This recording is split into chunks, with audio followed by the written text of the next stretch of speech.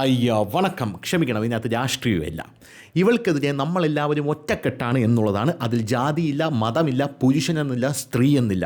അങ്ങനെ എല്ലാവരും ഒറ്റക്കെട്ടായി നിൽക്കുകയാണ് ഷിംജിത മുസ്തഫ എന്ന് പറയുന്ന ഈ രാക്ഷസിക്കെതിരെ എന്നുള്ളതാണ്. അതേസമയം ഷിംജിതയൊന്നും പറയരുതേ, സ്ത്രീ അബലയാണ് തബലയാണ് എന്നൊക്കെ പറഞ്ഞുകൊണ്ട് വേറെ കുറേ എണ്ണം ഇറങ്ങിയിട്ടുണ്ട്.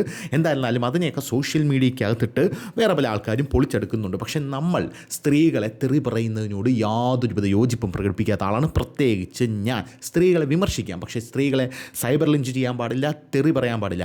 അതിന് ഏത് നാറ്റക്കേസാണെങ്കിലും കുടുംബത്തിൽ കയറ്റാൻ കൊള്ളാത്തയാണെങ്കിലും സ്ത്രീകളെ തെറി പറയാൻ പാടില്ല എന്നുള്ളതാണ് എൻ്റെ പക്ഷം. അതവർ തെറി അർഹിക്കാത്തത് കൊണ്ടാണ് എന്ന് ഞാൻ ഒരിക്കലും പറയില്ല. കാരണം തെറി പറഞ്ഞാൽ ഇവളുമാർക്ക് കൊണ്ട് കേസ് കൊടുക്കാൻ പറ്റും. കേസ് കൊടുത്തു കഴിഞ്ഞാൽ നമ്മൾ ഒരു ഗതിയും പരഗതിയും ഇല്ലാതെ അകത്ത് പോകും എന്നുള്ളത് കൊണ്ടാണ് തെറി പറയരുത് എന്ന് പറയുന്നത്. അതുകൊണ്ട് തന്നെ എൻ്റെ വീഡിയോയ്ക്ക് താഴെ വന്ന് ഷിംജിത മുസ്തഫയെ തെറി പറഞ്ഞ് ദയവ് ചെയ്ത് കമൻ്റ് ഇടരുത്. ഞാനതിന് ഉത്തരവാദിയല്ല. ഒരു സ്ത്രീയെയും തെറി പറഞ്ഞ് കമൻ്റ് ഇടരുത്. നിങ്ങൾ മാത്രമാണ് അതിന് ഉത്തരവാദി. അപ്പോൾ ബാക്ക് ടു ദ പോയിന്റ്, നമുക്കതിലേക്ക് തിരിച്ചു വരാം. വലിയ മോട്ടിവേഷണൽ വീഡിയോ ഒക്കെ ഇടുന്ന അമ്മച്ചിയാണ്. ജീവിതത്തിൽ അങ്ങനെ ചെയ്യണം, ജീവിതത്തിൽ ഇങ്ങനെ ചെയ്യണം, മറ്റതാണ് മറിച്ചതാണ്, സൈക്കോളജിസ്റ്റാണ് എന്നൊക്കെ പറഞ്ഞ് നടന്നിട്ട് സ്വന്തം ജീവിതത്തിൽ ഒരു പ്രതിസന്ധി വന്നപ്പോൾ വരുത്തി വെച്ച പ്രതിസന്ധിയാണ് ഓടി മാളത്തിനകത്ത് ഒളിച്ചിരിക്കുകയാണ് ഷിംജിത മുസ്തഫ എന്ന് പറയുന്ന സ്ത്രീ.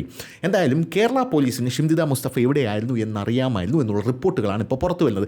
കൃത്യമായിട്ട് കേരള പോലീസിനെ അറിയാം. ഈ കേരള പോലീസിൻ്റെ ഒരു ഗുണമെന്ന് പറഞ്ഞു കഴിഞ്ഞാൽ, ഈ ഒരാൾ ഒളിവിൽ പോവുകയാണ്, അയാൾ ഒളിവിൽ പോകാൻ പോവുകയാണ് എന്ന് കേരള പോലീസിനറിയാം. കാരണം ഇവ ഒളിവിൽ പോവും എന്ന് കേരള പോലീസിനറിയാം. ഇപ്പോൾ ഷിംജിത മുസ്തഫ ചെയ്ത കുറ്റം എന്താണ്? ഷിംജിത മുസ്തഫ ഗോവിന്ദപുരം സ്വദേശിയായിട്ടുള്ള ദീപക്കിനെതിരെ ഒരു വീഡിയോ ഇട്ടു. ദീപക്ക് മരണപ്പെട്ടു. അപ്പോൾ തന്നെ കേരള പോലീസിനറിയാം ഇത് BNS 108 വകുപ്പാണ്, ആത്മഹത്യാ പ്രേരണ കുറ്റമാണ്. ആത്മഹത്യാ പ്രേരണ കുറ്റം വന്നാൽ ജാമ്യം കിട്ടില്ല. ജാമ്യം കിട്ടാത്തൊരവസ്ഥ വന്നു കഴിഞ്ഞാൽ പ്രതി എന്ത് ചെയ്യും? ഒളിവിൽ പോവും.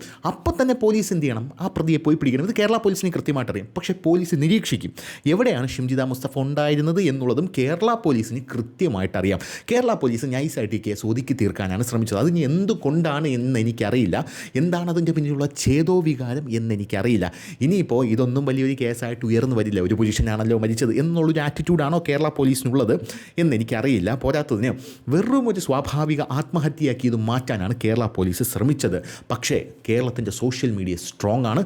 കേരളത്തിൻ്റെ പ്രബുദ്ധരായിട്ടുള്ള ജനങ്ങൾ ഈ അവസരത്തിൽ പറഞ്ഞേ പറ്റൂ. പ്രബുദ്ധരായിട്ടുള്ള ജനങ്ങൾ ദീപക്കിന് വേണ്ടി അടി ഉറച്ചു നിന്നു. പ്രത്യേകിച്ച് ഞാൻ ഇത്രയും കാലം കുറ്റം പറഞ്ഞിട്ടുള്ളൊരു മനുഷ്യനാണ് രാഹുൽ ഈശ്വർ എന്ന് പറയുന്നത്. പക്ഷേ അണ്ണാ, ഈ കാര്യത്തിൽ നിങ്ങളുടെ നിലപാടെന്ന് പറയുന്നത് A1 ആയിരുന്നെന്ന് പറയാതിരിക്കാൻ യാതൊരുവിധ നിർവാഹമില്ല. നിങ്ങൾക്കൊരു ഉമ്മ തരണം.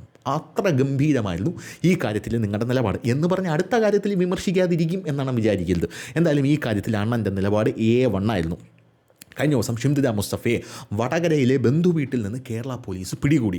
ആരും അറിയാതെയായിരുന്നു കേരള പോലീസ് പിടികൂടിയത്. മഫ്തിയിൽ വനിതാ പോലീസുകാർ അവിടെ എത്തുന്നു, വീട് വളയുന്നു, ശേഷം ഷിംജിത മുസ്തഫയെ ട്രേസ് ചെയ്യുന്നു, ട്രാക്ക് ചെയ്യുന്നു. ശേഷം ഷിംജിത മുസ്തഫയെ അവിടെ നിന്നും നൈസായിട്ട് പിടികൂടി പുറത്ത് കൊണ്ടുവരുന്ന കാഴ്ചയാണ് നമുക്ക് കാണാനായിട്ട് സാധിച്ചത്. ഷിംജിത മുസ്തഫ പുറത്തേക്ക് വരുന്നു. പക്ഷേ കേരളത്തിലെ മാധ്യമങ്ങൾ ഇതൊന്നും അറിയുന്നില്ല. നമുക്കറിയാം, കേരളത്തിലെ പ്രബുദ്ധരായിട്ടുള്ള ജനങ്ങളെക്കാട്ടിലും വിളഞ്ഞ വിത്തുകളാണ് കേരളത്തിലെ മാധ്യമങ്ങളെന്ന് പറയുന്നത്. ഒരു വാർത്ത എവിടെ കിട്ടുമെന്ന് അറിയാനായിട്ട് ആ മരമുറി ചാനലിലെ ഓരോ റിപ്പോർട്ടർമാർ ഓടി നടക്കുകയാണ്. പ്രത്യേകിച്ച് ഷിംജിത മുസ്തഫയെ കണ്ടുപിടിക്കാൻ കേരള പോലീസ് അന്വേഷണം തുടങ്ങുന്ന മുമ്പേ ഇവന്മാർ അന്വേഷണം തുടങ്ങി കാണും. എന്നിട്ട് ഇവന്മാരുടെ കണ്ണുപോലും വെട്ടിച്ച് കേരള പോലീസ് ഇവരെ കൊണ്ടുപോയി എന്നുള്ളതാണ് പ്രധാനപ്പെട്ട കാര്യം. ഇവരെ എങ്ങനെയാണ് കൊണ്ടുപോയത്? ഒരു സ്വകാര്യ വാഹനത്തിലാണ് ഇവരെ കൊണ്ടുപോയത് എന്നുള്ളതാണ് ഈ കേസിൻ്റെ ഗൗരവം വർദ്ധിപ്പിക്കുന്ന മറ്റൊരു കാര്യം. കേരള പോലീസിന് അങ്ങനെ ഒരു സ്ത്രീയെ, അതും ഒരു കുറ്റവാളിയെ, ഒരു സ്വകാര്യ വാഹനത്തിൽ കൊണ്ടുപോകാൻ എന്ത് അധികാരമാണ് ഉള്ളത് എന്നൊരു ചോദ്യമുണ്ട്. എങ്കിലും കേരള പോലീസിനെ അങ്ങനെ കൊണ്ടുപോകാം. കേരള പോലീസ് പറയാൻ പോകുന്ന ന്യായം സ്വാഭാവികമായിട്ടും ഷിംജിത എന്ന് പറയുന്ന ഈ യുവതിക്കെതിരെ വലിയ രീതിയിലുള്ള പ്രതിഷേധം, വലിയ വികാരം സമൂഹ മാധ്യമങ്ങളടക്കം ഉയർന്നു നിൽക്കുകയാണ്. അങ്ങനെ ഒരു സാഹചര്യത്തിൽ ഈ യുവതിയെ കേരള പോലീസ് പിടിച്ചുവെന്നും കേരള പോലീസ് കൊണ്ടുപോകുന്നു എവിടെയെങ്കിലും പുറത്ത് വാർത്ത ലീക്കായി കഴിഞ്ഞാൽ ചിലപ്പോൾ വലിയൊരു ജനക്കൂട്ടം തന്നെ അവിടെ തടിച്ചു കൂടിയേക്കും. നമുക്കറിയാം, ഗോവിന്ദചാമിയൊക്കെ പിടിച്ചപ്പോൾ അവൻ്റെ കാരണക്കുറ്റിയൊക്കെ ആടിച്ച് പറ്റിച്ചു കൊടുത്ത ജനതയാണ് നമ്മളെന്ന് പറയുന്നത്. അപ്പോൾ അങ്ങനെ ഒരു സാഹചര്യത്തിൽ ഒരു വലിയൊരു പ്രതിസന്ധിയിലേക്ക് അത് പോകും. വലിയൊരു ലോ ആൻഡ് ഓർഡർ ഇഷ്യൂയിലേക്ക്, ഒരു ഉന്തും തള്ളിലേക്ക് അത് പോകാനുള്ള സാധ്യതയുണ്ട് എന്ന് കരുതിയിട്ടായിരിക്കാം കേരള പോലീസ് അങ്ങനെ ചെയ്തത്. ഇതായിരിക്കും പോലീസ് പറയാൻ പോകുന്നത്, അല്ലാതെ വേറൊന്നും. ഇനിയിപ്പോൾ പോലീസ് ഇവരെ രക്ഷിക്കാനാണ് തുനിഞ്ഞതെങ്കിലും പോലീസ് ഇപ്പോൾ പറയാൻ പോകുന്ന കഥ എന്ന് പറഞ്ഞാൽ ഇതായിരിക്കും. അങ്ങനെ ഷിംജിത മുസ്തഫയെ കൊണ്ടുവരുന്നു. ഇവരെ കൊണ്ടുവന്ന ശേഷം കുന്നമംഗലം താലൂക്ക് ആശുപത്രിയിൽ ഇവരെ മെഡിക്കൽ എടുക്കാനായിട്ട് കൊണ്ടുപോകുന്നു. അങ്ങനെ മെഡിക്കൽ എടുത്തപ്പോഴാണ് നമ്മുടെ കേരളത്തിലെ മാധ്യമങ്ങൾ ഈ വാർത്ത മണത്തറിഞ്ഞ് കേരളത്തിലെ മാധ്യമങ്ങൾ ഉടനെ തന്നെ നേരെ വച്ച് പിടിച്ചു. നേരെ വച്ചു പിടിച്ച് കുന്നമംഗലം അവിടെ ആശുപത്രിയിലെത്തി. അവിടെ നിന്നും ഷിംജിത മുസ്തഫ പുറത്തിറങ്ങി വരുന്ന ദൃശ്യങ്ങളാണ് നമ്മൾ കണ്ടത്. അതാണ് നമ്മൾ കാണുന്ന ഷിംജിത മുസ്തഫയെ അറസ്റ്റ് ചെയ്തു എന്ന് പറയുന്ന ദൃശ്യങ്ങൾ. അപ്പോൾ കേരള പോലീസ് പെട്ടു. കേരള പോലീസ് ഷിംജിത മുസ്തഫ പുറത്തിറങ്ങി വന്നതും ഈ ഹ്യുണ്ടായി വണ്ടിയിലാണ് ഷിംജിത മുസ്തഫയെ കൊണ്ടുപോകുന്നത്. അപ്പോൾ ഇതിൽ വലിയ ദുരൂഹമായിട്ടുള്ള നീക്കങ്ങളുണ്ട് എന്ന് പറഞ്ഞ് ഈ ദീപക്കിൻ്റെ അമ്മ കന്യക രംഗത്തെത്തുന്ന ഒരു സാഹചര്യം ഉണ്ടായി. ദീപക് അവിടെ വലിയ ദുരൂഹമായിട്ടുള്ള നീക്കമുണ്ട്. കാരണം എന്തിനാണ് കേരള പോലീസ് ഒരു പ്രതിയെ ഇങ്ങനൊരു വണ്ടിയിൽ കൊണ്ടുപോകുന്നത് എന്നുള്ളൊരു ചോദ്യമുണ്ട്. അത് ഷിംജിതയ്ക്ക് ജാമ്യം കൊടുക്കാൻ അല്ലെങ്കിൽ ജാമ്യം കിട്ടും എന്ന് കേരള പോലീസ് പ്രതീക്ഷിച്ചത് കൊണ്ടാണോ എന്നുള്ള ചോദ്യങ്ങളാണ് ഉയർന്നു വരുന്നത്. എന്തായാലും പോലീസ് അവിടെ നിന്ന് നേരെ കുന്നമംഗലം ഫസ്റ്റ് ക്ലാസ് മജിസ്ട്രേറ്റിലേക്ക് പോകുന്നു. അവിടെ മജിസ്ട്രേറ്റിലേക്ക് പോയപ്പോൾ അവിടെ ഷിംജിത താണുകയാണ് അപേക്ഷിച്ചു. അതായത് ഒരു കൂസലുമില്ല, നമ്മുടെ മുമ്പിൽ ഒരു കൂസലുമില്ല. എന്നാൽ കോടതി കയറി കഴിഞ്ഞാൽ താണുകയാണ് അപേക്ഷിക്കുക. അയ്യോ സാറേ എൻ്റെ ഒന്നും ചെയ്യല്ലേ എന്ന് പറഞ്ഞ് താണുകയാണ് അപേക്ഷിക്കും. എനിക്ക് ജാമ്യം തരണം, ഞാനൊന്നും ചെയ്തിട്ടില്ല, അങ്ങനെയാണ് ഇങ്ങനെയാണ് എന്നൊക്കെയാണ് ഷിംജിത പറയുന്നത്. അപ്പോൾ അങ്ങനെ പറയുന്ന ഒരു സാഹചര്യത്തിൽ കോടതി പറഞ്ഞു റിപ്പോർട്ട് വരട്ടെ, പരിഗണിക്കാം. ഇപ്പോൾ സ്വാഭാവികമായിട്ടുള്ളൊരു റിമാൻഡുണ്ട്. കാരണം BNS 108 ഇട്ടിരിക്കുന്നത്. അതിൽ റിമാൻഡിൽ പോയേ പറ്റത്തുള്ളൂ. അതുകൊണ്ട് മോളൊരു 14 ദിവസം അകത്ത് പോയി കിടക്ക്. എന്തായാലും വ്യാഴാഴ്ച കോഴിക്കോട് ജില്ലാ കോടതി ഈ ജാമ്യാപേക്ഷ പരിഗണിക്കുന്നുണ്ടല്ലോ. അന്ന് കോടതി തീരുമാനിക്കട്ടെ ജാമ്യം തരണമോ ജാമ്യം തരണ്ടയോ എന്ന് കോടതി തീരുമാനിക്കട്ടെ എന്നാണ് ഇപ്പോൾ കൃത്യമായിട്ട് ഈ കുന്നമംഗലം ഫസ്റ്റ് ക്ലാസ് മജിസ്ട്രേറ്റ് കോടതി പറഞ്ഞിരിക്കുന്നത്. എന്തായിരുന്നാലും കോഴിക്കോട് ജില്ലാ കോടതിയും ജാമ്യം നൽകാനുള്ള സാധ്യത തുച്ഛമാണ്. അതിനിടയിൽ വലിയൊരു ഗുണ്ടടിച്ചിറങ്ങിയിട്ടുണ്ടായിരുന്നു. അത് ഷിംജിത ദുബായിലേക്ക് കടന്നു. അതുകൊണ്ട് പോലീസ് എന്ത് ചെയ്യുകയാണ്, നോട്ടീസ് പുറപ്പെടുവിക്കുകയാണ് ഷിംജിതയെ പിടികൂടാനായിട്ട്. അപ്പോൾ ഇതൊക്കെ വെച്ച് നോക്കുമ്പോഴാണ് ദുരൂഹമെന്ന് പറയാനായിട്ട് സാധിക്കുന്നത്. അപ്പോൾ ഷിംജിത ദുബായിലോട്ട് പോയിരിക്കുകയാണെങ്കിൽ പോലീസിന് അറിയാത്ത കാര്യമാണ് ഇത്. ഇവിടെ ഒരു സാധാരണക്കാരൻ വിചാരിച്ചാൽ അറിയാൻ പറ്റും ഷിംജിത ദുബായിലോട്ട് പോയിട്ടുണ്ടോ പോയിട്ടില്ലേ എന്ന്. ആ എയർപോർട്ടിൽ പോയിട്ട് അവരുടെ ഫയലുകൾ എടുത്തൊന്ന് പരിശോധിച്ചാൽ മാത്രം മതി. കേരള പോലീസിന് അത് വളരെ ഈസിയാണ്.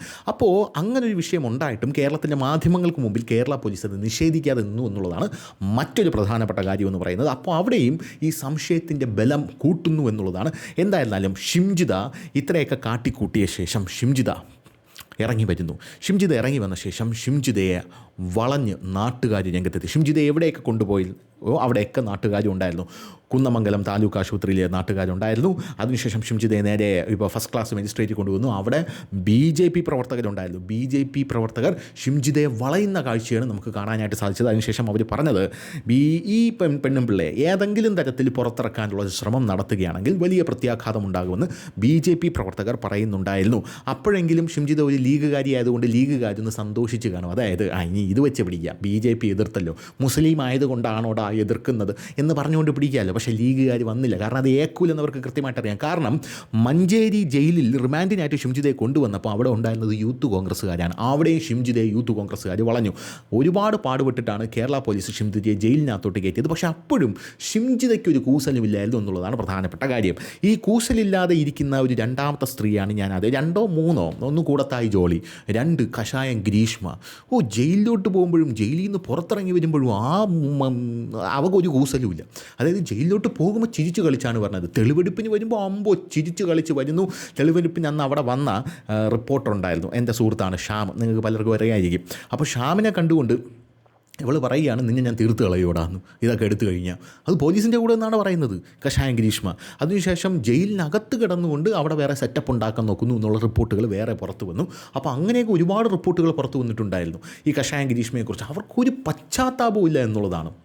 അതുപോലെ ഒരു പശ്ചാത്താപവും മുഖത്തില്ലാതെ ഒരു കൂസലുമില്ലാതെ ജയിലിനകത്തോട്ട് കയറി പോവുകയാണ് ഷിംജിത എന്നുള്ളതാണ് മറ്റൊരു പ്രധാനപ്പെട്ട കാര്യം. അങ്ങനെ യൂത്ത് കോൺഗ്രസ്സുകാരും BJPക്കാരും ജാതി മത രാഷ്ട്രീയ ഭേദമന്യേ ഷിംജിതയെ വളയുന്ന കാഴ്ചയാണ് നമുക്ക് കാണാനായിട്ട് സാധിക്കുന്നത്.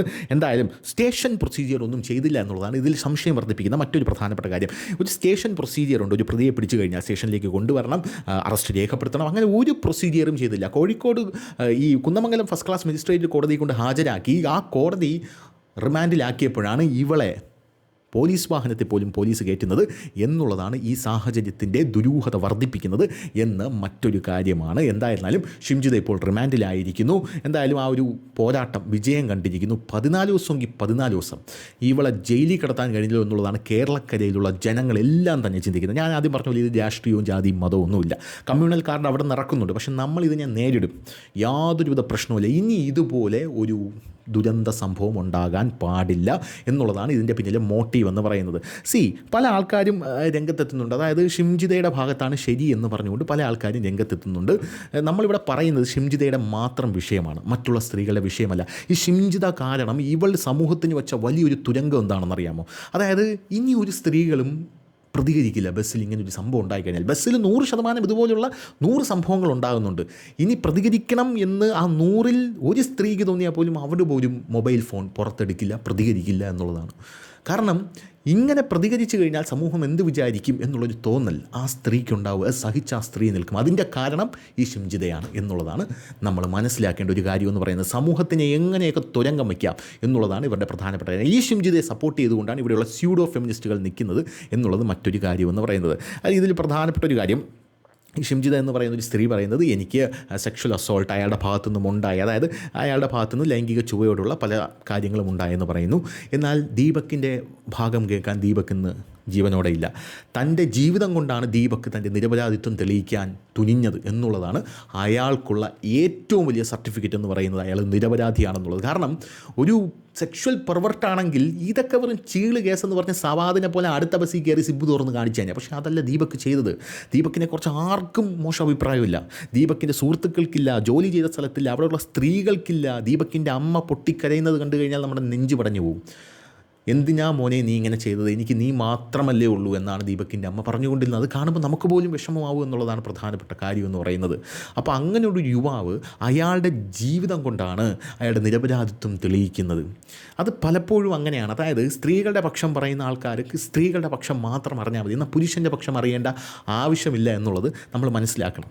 അതായത് പുരുഷൻ്റെ പക്ഷവും അറിഞ്ഞിട്ടാണ്, പുരുഷൻ എന്തെങ്കിലും ചെയ്തിട്ടാണ് ഇതുപോലെ എന്തെങ്കിലും ഉണ്ടാകുകയാണെങ്കിൽ പിന്നെയും നമുക്ക് സ്ത്രീപക്ഷം ചേരാം എന്ന് പറയാം.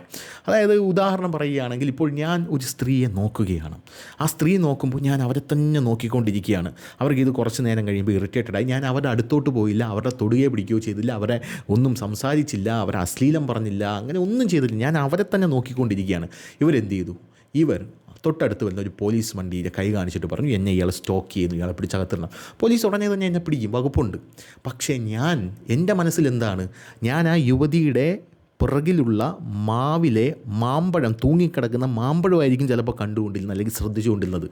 അതെൻ്റെ മനസ്സിൽ മാത്രമുള്ള സത്യമാണ്, എൻ്റെ നിരപരാധിത്വമാണ്. അത് ഞാൻ എങ്ങനെ തെളിയിക്കും? എനിക്ക് തെളിയിക്കാനായിട്ട് എങ്ങനെ സാധിക്കും അത്? അപ്പോൾ സ്വാഭാവികമായിട്ടും എൻ്റെ ജീവൻ കൊണ്ട് മാത്രമേ എനിക്കത് തെളിയിക്കാൻ സാധിക്കുകയുള്ളൂ. കാരണം ഇനി ജീവിതകാലം മുഴുവൻ ഒരു സെക്ഷൽ പെർവേർട്ട് എന്ന് സമൂഹത്തിന് മുമ്പിൽ മുദ്ര കുത്തി ഞാൻ നടക്കേണ്ടി വരും. അത് ദീപക്കിനെ പോലുള്ള ആൾക്കാരുടെ കാര്യമാണ്, അല്ലാതെ ഒറിജിനൽ സെക്ഷൽ പെർവേർട്ടുകളുടെ കാര്യമല്ല പറയുന്നത്. ദീപക്കിനെ പോലുള്ള പാവപ്പെട്ട യുവാക്കളുടെ കാര്യമാണ്, ചെറുപ്പക്കാരുടെ കാര്യമാണ് ഈ പറയുന്നത്. അപ്പോൾ ഇനിയൊരു ഷിംജിതയും ഈ നാട്ടിൽ ജനിക്കാതിരിക്കട്ടെ. യഥാർത്ഥത്തിലുള്ള സ്ത്രീകൾ പീഡനം അനുഭവിക്കുന്നത് മുന്നോട്ട് വരട്ടെ. അവർക്കാണ് സപ്പോർട്ട്, അല്ലാതെ ഇതുപോലുള്ള സ്ത്രീകൾക്കല്ല. അപ്പോൾ ശരി.